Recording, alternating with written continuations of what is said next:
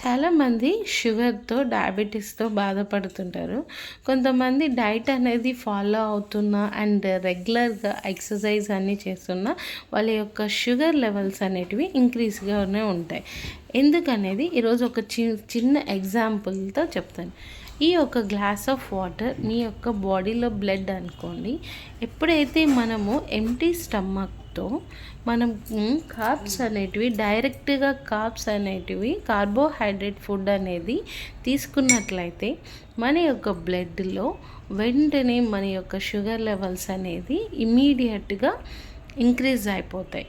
So ఎప్పుడు కూడా empty స్టమక్‌తో carbohydrate food డైరెక్ట్‌గా తీసుకోకూడదు.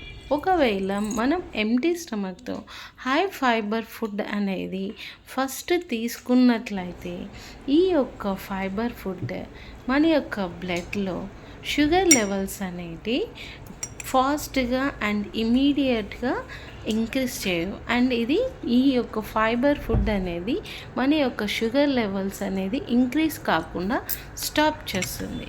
సో ఎప్పుడు కూడా ఎంప్టీ స్టమక్తో డైరెక్ట్గా కార్బోహైడ్రేట్ ఫుడ్ తీసుకోవద్దండి. Prefer fibre food. Hope you all understand the video. Like, share and subscribe.